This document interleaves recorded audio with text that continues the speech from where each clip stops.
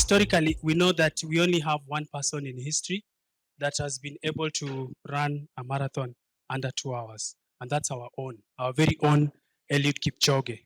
Okay, so today we want to provide a template to understand performance from what he did from that marathon. Okay, so there we go. So humans have been interested in the physiology of exercise for very long. Okay, so this started as work physiology, where we had some elite physiologists studying how to make people better for the industrial world.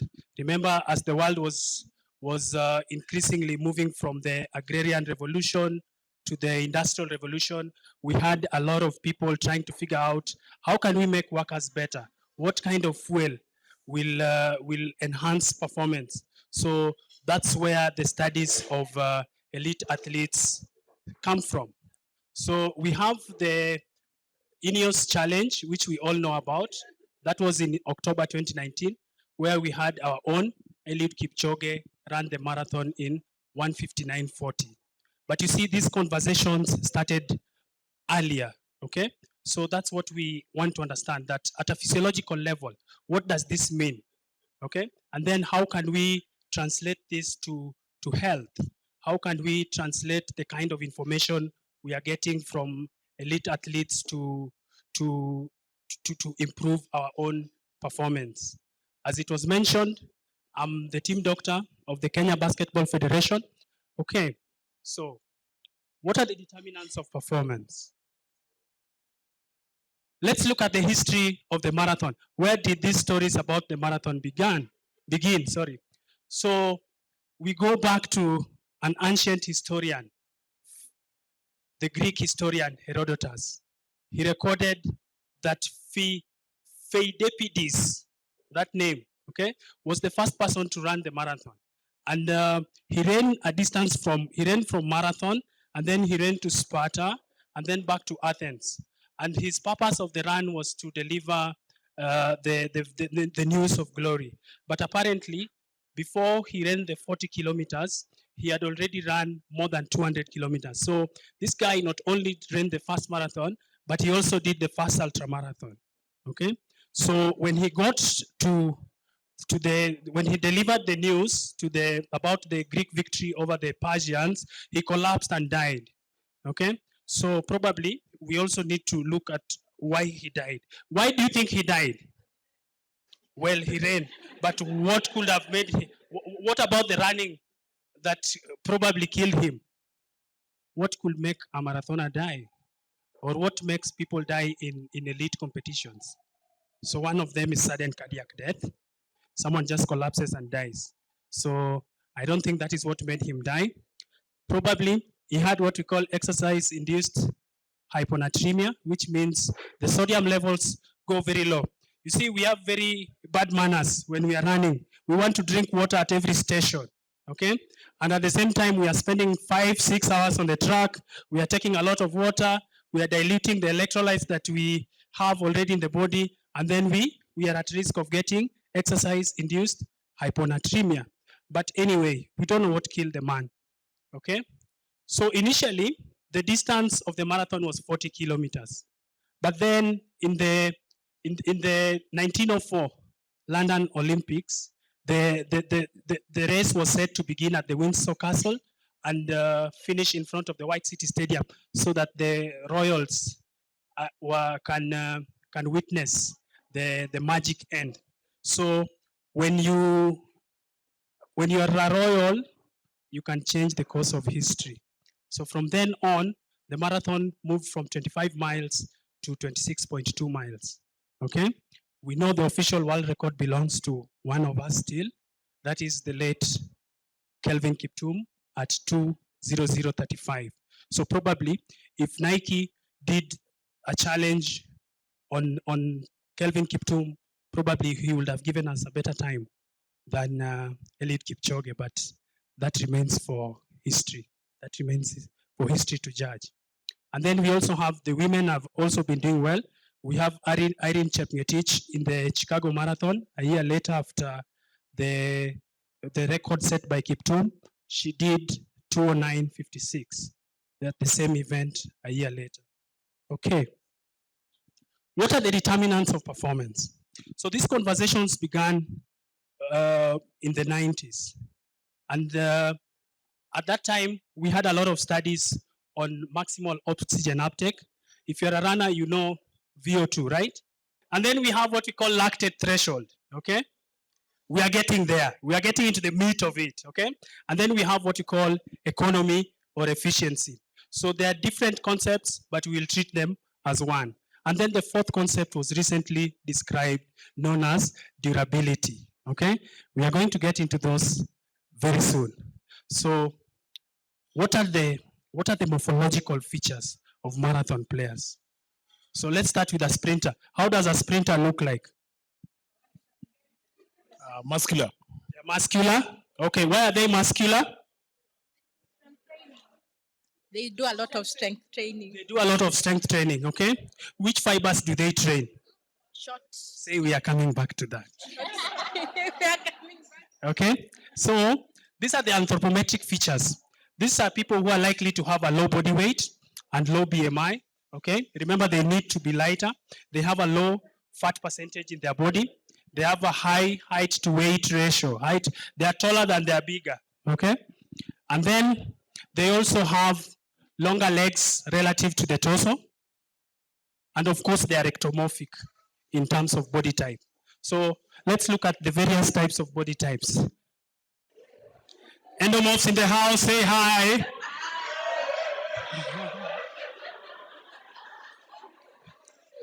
Mesomorphs, oi. And of course the ectomorphs, okay? So for you to be a good marathoner, you have to look like an ectomorph. Probably mesomorphs will be good sprinters. Endomorphs are good rugby players, sumo wrestling, and nakadhalika. Okay. So for us to understand the 2-hour marathon, we want to understand muscle physiology. Okay? How do the muscles work? Okay? And this is physiology for dummies. Okay? We are not going to go into very deep physiology. Okay? So what happens? We have motor units. Okay?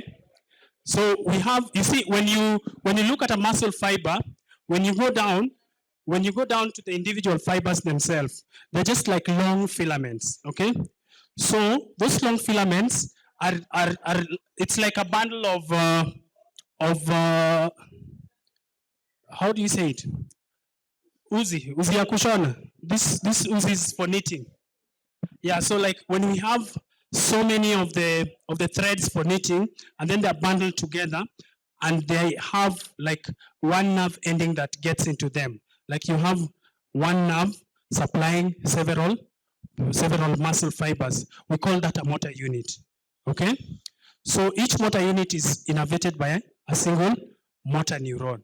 Okay? So in the body, we have the motor system, and then we have the sensory system. Okay? So in the motor system, that is the system that enables us to move. So those muscle fibers are either if a motor unit itself is innervated by a single motor neuron. So the fibers themselves are either classified as type 1 or type 2, okay? Depending on the metabolic features of those muscle fibers. And what are the metabolic features we are talking about? We have the glycolytic capacity. Glycolytic capacity is basically what fuel that the muscle fibers prefer, okay? Whether they have the oxidative capacity. So basically, these are the muscles are either red or white, okay? So that's the table representing the muscle fibers. So we have type 1, we have type 2A, and then we have type 2X. Type 2B, you notice is not there. That is not found in animals, in humans. That is purely anaerobic muscle, okay? That muscle does not use oxygen in terms of its metabolism. So it is not found in humans. You can see it in animals like rabbits. When you look at a rabbit, it will hope for several distance, and then it has to rest for it to replicate for it to get the substrate back in a position where they can work again. So type 1 muscle fibers, these are the slow twitch muscle fibers, okay? They are slow to contract and they are slow to fatigue, okay? They mostly use fat as the fuel that is preferred, and they're the ones that are mostly developed in endurance performers, in the marathon runners, okay? And then we have type 2A. Type 2A, these are red muscle fibers. What do I mean whether muscle is red or white? Okay, we have something we call myoglobin. Myoglobin is the protein in the muscle that helps it with transporting of oxygen. So the more myoglobin you have, the more red that muscle is. So type 1 muscle fibers, we have more myoglobin, okay? And then as you go to type 2A, the myoglobin content is a lot, yes, but these are also fast twitch. But they are fast twitch, but they prefer fatty acid oxidation as the source of fuel. And then we have the white fibers. These white fibers are fast twitch and they are glycolytic. What do I mean by that? They prefer to burn glucose as the source of fuel. And most of it, they undergo anaerobic glycolysis. Okay. So fiber types varies among individuals, and the kind of muscle fibers you have is probably, it's genetically determined. We have people who are more predisposed to endurance sports as having more type 2 muscle fibers. People who are more into sprinting and the fast sports, they are more into type 1, type 2 fibers. And the people who are into endurance are more into type 2 fibers. So the fiber type mix varies even in the muscle. So an example of where you can get this is when you are changing a bulb. When you change a bulb, how do you feel after 5 seconds? Is it a comfortable experience? Compare it to walking 10 kilometers. Which one is harder? No, changing a bulb. Because the upper body, especially the triceps, it has more of the fast twitch muscle fibers than the slow twitch muscle fiber. And then a muscle like the soleus muscle, that is also referred to as the peripheral heart, it has more of the type 2 fibers. Because remember, for it to be a real peripheral heart, it has to work for longer without fatigue. Okay? So training, what can training do? Training can result into, you can change a bit of the proportion of the fibers you have with training. Let's say you are training for a marathon, you can change a bit of the muscle fibers you have to type 2 muscle fibers from type 1. But you see, it's rather fixed, okay? The change is minimal, okay? And then also training can result into an increase in the mitochondria. So we have metabolism. What are the various fuels that the muscle uses? So apparently, the muscle uses different fuels depending on the duration of exercise, okay? So the main sources of fuel we have include, number 1, the phosphocreatine shuttle that is utilized within 5 seconds, okay? So you get on the track, you're going at high speed, within 5 seconds, phosphocreatine shuttle is depleted, okay? And then we also have glucose and free fatty acids. So for endurance performance, you're going to need a lot of fatty acid oxidation. And for a short sprint, like let's say 200 meters, 100 meters, you're going to need the phosphocreatine shuttle alongside the glycogen, okay? So when we look at carbohydrates can either be classified as simple carbohydrates or complex carbohydrates, okay? So simple carbohydrates, we have glucose, we have fructose, we have mannose, so those are the monosaccharides and disaccharides, okay? That is now the simplest form that can be utilized. But remember, carbohydrates, the way we evolved, we did not evolve to, we evolved to we evolved to we evolved to do a lot of walking and very few sprints, okay? So most of these carbohydrates we take, the body does not utilize them. So what does the body do with excess carbohydrates? They are converted to glycogen. This glycogen is now, for us to stack a lot of carbohydrates, we have to keep it in a complex form, okay? So we keep some in the liver and we keep some in the muscle so that it's available for sprinting and when we need it. But then it's important to note that as training increases, we utilize a lot of the glycogen that is stored. So we need to replete carbohydrates. That's why you find that after some stops, like maybe a kilometer, 5 kilometers, we always have those carbohydrate drinks that are there so that you add some carbohydrates because you have depleted the ones that you have. So protein is rarely used unless you are starving, okay? So for people who are starving, people who are fasting for whatever reasons, and you are losing weight, probably you are losing some muscle as well, okay? Yeah, so you need to be clever about how you want to lose weight, okay? So those are the three metabolic pathways. The first pathway is the phosphocreatine shuttle. And this shuttle, you can improve it by taking carbohydrates and creatine, okay? So those will improve the phosphocreatine kinetics. And then we have the fatty acid oxidation. So fatty acid oxidation, we have the glycogen, okay? And then we also have fatty acids. So these compounds are broken down into what we call acetyl-CoA, and then they go into the Krebs cycle, okay? In the mitochondria, what you call the powerhouse. Now that is production of power is beginning, okay? Remember, what the body uses is ATP. So whatever happens, we need to convert all those fuels to ATP so that we have the energy currency that we can utilize to support the exercise. Okay, so glycolysis. We'll come back to glycolysis shortly. Glycolysis is a rapid source of ATP. It takes place with you see, when we have the cell, we have the mitochondria, the powerhouse that utilizes a lot of oxygen, but then we also have the cytosol. You guys remember the cytosol? Okay, that is where glycolysis takes place. Okay, so the cytosol is just the area that is outside the organelles, that gel-like area within the cell. Okay. Fatigue. So the best way we can understand fatigue is the fatigue can occur in the brain, but it can also occur in the peripheries. Okay? The peripheries are the working muscles or from the spinal cord downwards. Okay? So how do we know that fatigue has a central component? When you give people drugs that activate the nervous system, drugs like, can I mention the drugs? So that you take them and improve your performance. Okay, so we have some drugs that are used in the treatment of ADHD.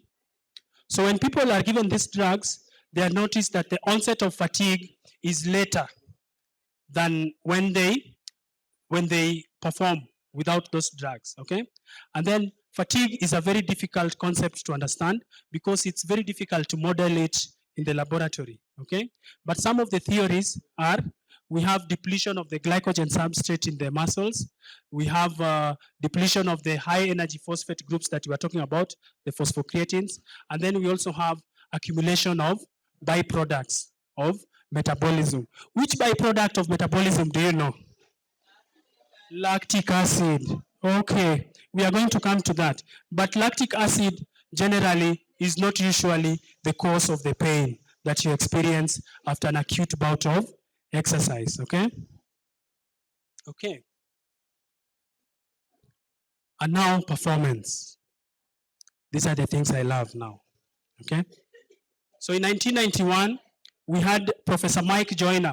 Professor Mike Joyner is a professor of anesthesiology and performance medicine at the Mayo Clinic in the United States. So he started thinking of what are the things, what if we could run a sub 2-hour marathon, okay? So what did he do? He looked at the works of others. At that time, we had a lot of work on VO2 max, which is the volume of oxygen that is available to working muscles during exercise. And then he also there were also studies about lactate threshold, but little was known about running economy. Okay, we are going to come back to those concepts later. So he postulated that if the best values were to be taken of all those variables, like if we took athletes with the best VO2 max, we just take the top, the peak, and then you see now the challenge is sometimes you don't have all those best values in one athlete. Okay? Someone might have a good running economy, but they have a lower VO2 or a lower lactate threshold. Okay? But then when he multiplied all those values, he came up with a time of 157.58. Okay? As the time that was humanly possible. And he postulated that this will happen in the 2020s to 2030s. Okay. Maximal oxygen uptake. What happens? You're an athlete. You want to increase your maximal oxygen uptake. Or rather, what is maximal oxygen uptake? So basically, this is a measure of how fit you are. How much oxygen you can get into your muscles to power your run. Okay? So the reason why I emphasize this is because right now, the measure of your fitness is being used as a prognostic marker for all-cause mortality. What I mean by that, the fitter you are, the less likely you are to die from anything. Okay? And this is regardless of the BMI. Okay? Endomorphs in the house, say hi. Yes, so this is regardless of your BMI. So you could be having a BMI of 30, 32, but your cardiorespiratory fitness is high. You're likely to outlive your counterparts with a lower BMI, but less cardiorespiratory fitness or less VO2 max. Okay?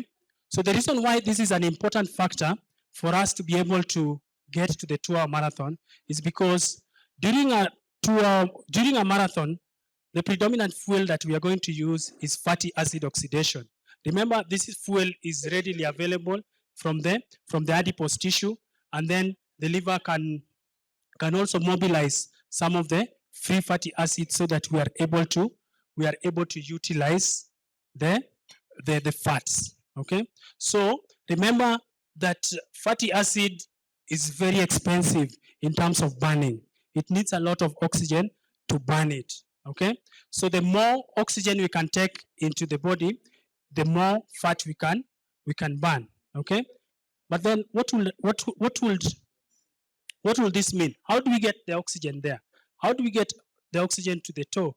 For example, you need to have other parameters, and one of the parameters is lung functions. Okay, you have to have a pretty decent lung. Okay, and then, but most of the time you find that the lung function is rarely a limiting factor, because before you get to the maximum, before you max out on your lung function, you will almost be dead.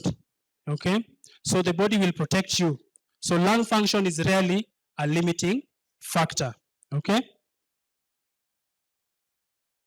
Okay. So in terms of values, now figures now. The guys who have statisticians in the house, hi. Yeah, so elite athletes will record up to about 75 to 85 ml per kg per minute of oxygen delivered to the blood. How much blood is that for a 60 kg athlete? Then the amount of oxygen that is available for muscle is affected by other factors. So what are these factors? Okay, we have the amount of blood that is pumped from the blood per unit time. This is what is referred to as the cardiac output, okay? And then during exercise, remember, we need to pump nutrients to the exercising muscles, but at the same time, we need to remove the waste products of metabolism that the muscles are experiencing around them locally. So we need to remove the hydrogen ions and take them back to the lungs, okay? So the heart, what happens? So during exercise, the heart rate increases. See, that's true. What makes the heart rate increase? So initially, we have what we call withdrawal of the vagal tone. So you see, when you're at rest, the body is always in a rest and digest state, what we call a parasympathetic state. Okay? So before you have the flight or flight state, we must first withdraw the rest and digest state. Okay? And then the heart rate starts to increase. So further increases in heart rate are supported by the increase in the what we call the sympathetic tone. Are we together? Okay. So the maximal heart rate, you can calculate it by taking 220 and then you subtract your age from 220. And then no matter what you do, you cannot train your heart rate to increase. If you are 40, probably that value comes to around 180 and you cannot train it. This is something that you cannot increase. And then to get muscles to the blood, remember the muscles are contracting actively and we need to get blood to the muscles. We have increased our heart rate, okay? We also have to increase the amount of blood that is pumped per unit time, what we call stroke volume. And then the stroke volume, for us to get the amount of blood that is the total amount of blood that is pumped per unit time, we take the heart rate and we multiply by the stroke volume. The stroke volume is the amount of blood that is pumped per beat. Okay? So in one beat, if the heart contracts like that, that is the stroke volume. Okay? And then after 1 minute, the total volume of blood that is pumped, that is referred to as the cardiac output. Okay? So for elite performers, this is usually where the margins are. Okay? Because they have trained their heart so well that when the heart beats once, they pump very large volumes of blood. Okay? And this is limiting factors in elite performance. So this is where you gotta work on if you want to run the sub 2. Okay? The stroke volume. So over time, what are the changes that happen in the heart? You have your blood pressure decreases. And how does the blood pressure decrease? So remember, when the blood is moving through a closed circulation, okay? So when you are able to pump more, you don't need to pump all the time, okay? So one pump, the body gets enough blood. So the heart relaxes, okay? And then at the same time, there's an increase in the vagal tone, the rest digest state. The body, the innervation that powers that is increased. So the body is more in a rest state. But at the same time, because we are pumping in a closed circulation, when we have a decrease in the resistance in the peripheries, we have a decrease in the resistance in the muscles, and then at the same time, we have an increase in the concentration of blood vessels. You know, the blood vessels also increase. So there is a decrease in overall resistance. So that's how you get to lower your blood pressure. Okay? Hemoglobin concentration. So hemoglobin, we all know hemoglobin as the red pigment in blood that enables the blood to transport oxygen bound to iron. Okay? So when you have low hemoglobin, you are unable to transport enough oxygen to help the body with metabolism. Okay? So this explains why athletes take erythropoietin, for example. Erythropoietin is a hormone that stimulates the production of red blood cells. So when they are looking for the margins, sometimes they take erythropoietin to increase the hemoglobin concentration. And this also explains why when someone has anemia, that is a drop in the hemoglobin content, they are always tired all the time and they are intolerant to exercise. So this is a very important slide. It's a bit busy, but it's important because these are some of the things that can affect longevity. Okay? So when you train, especially high intensity interval training, okay, you get to get these adaptations very quickly. You get an increase in the mitochondrial concentration, And then you see, take the mitochondria as a power grid. Okay, so the more you train, is the more you increase the grid. Okay, is the more you get to increase the area, like a power grid. Generally, it's like you are electrifying the villages. So you increase the expansion of the grid. Okay, and at the same time you increase your capillary concentration. Good. Lactate threshold. So this is the other factor that affects endurance performance. So when you look at that graph, are we at the graph? Yes. So when you start exercising, it will get to a point where the lactate is increasing. And this increase at that deflection point, that increase is very important to us in terms of performance. So when you are exercising, let's say you are sprinting, you get to a point where you are unable to go further. Okay? Most of the time, that point is usually your lactate threshold. Okay? So this lactate, it's an important fuel. Okay? It's used by, so when we exercise, we recruit muscles. So when we recruit muscles, we utilize fatty acid oxidation. But I want us to understand this as it is not just fatty acid oxidation that is taking place. We also have background burning of glucose. We have background glycolysis. So you get to a point where the amount of glucose that is being burned exceeds the fatty acids. So that at that point, you have a lot of carbon dioxide being produced relative to the oxygen you are taking. Okay? So that point is very important to us because it is also the point that determines who goes home with a gold medal, the silver medal, the bronze medal, or nothing. Okay? So let's go back. So when you are exercising, you cannot exercise at the lactate threshold all the time. So you exercise at a certain percentage of the lactate threshold. And for elite athletes, this is about 75 to 85% of the lactate threshold. So that is the point where they're able to maintain the lactate. So for most of us here, at 60%, we have already started panting. Okay? So that's why we have problem with breaking those records. So during exercise, we also have what we call hydrolysis of ATP. So during that process, we have a lot of hydrogen ions that are being produced.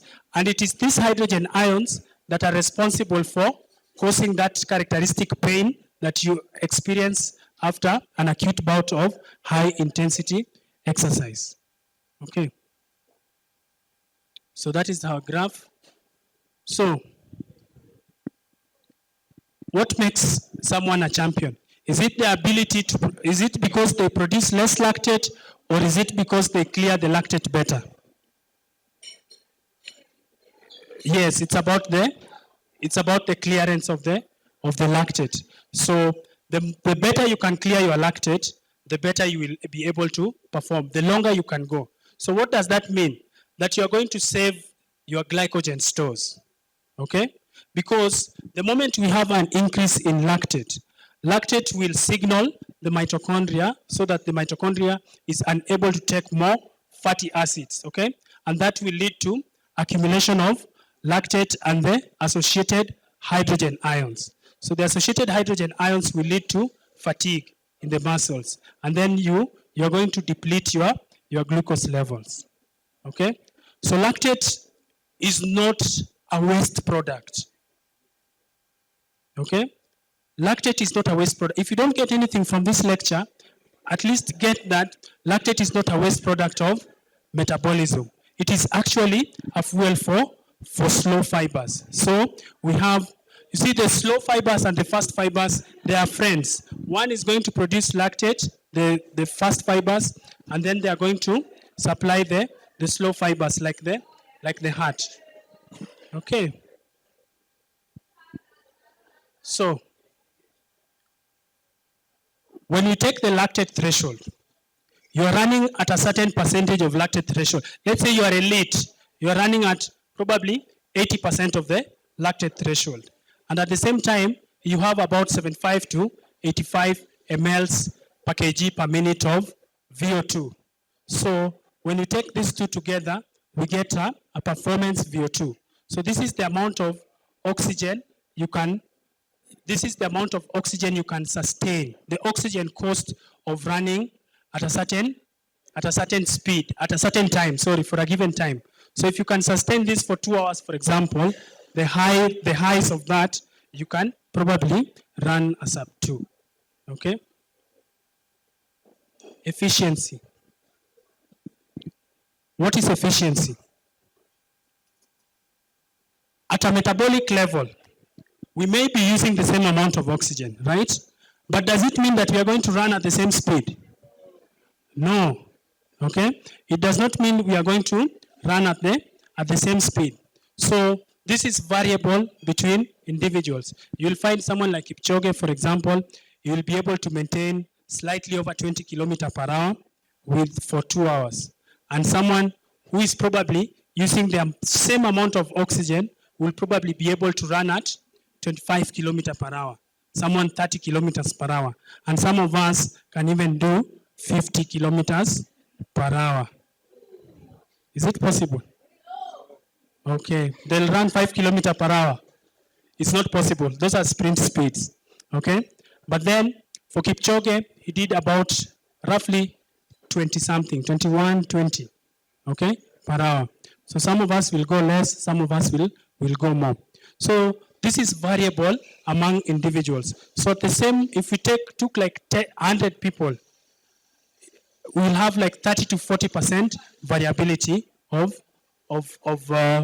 running economy or running efficiency. Okay. So what makes some people run at better speeds? This is influenced by the percentage of type 2 fibers. Okay? Yes. So we are getting into even more interesting stuff now. What are the other factors that can help us improve the efficiency or the running economy? That is the speed that you can maintain at a given cost of oxygen. We have the shoe type that you have. Okay, so some of us buy Mutumba shoes. So these Mutumba shoes, you find that most of the time they have been worn for some 600 miles, and then we have to use them. Okay, so most of the time, like now for the Ineos challenge, we had the Nike Vaporfly. So let's look at the Vaporfly technology a bit. That's the Nike Vaporfly, and that is the technology. If you break down the material. So we have a carbon plate, and then we also have ultralight energetic foam.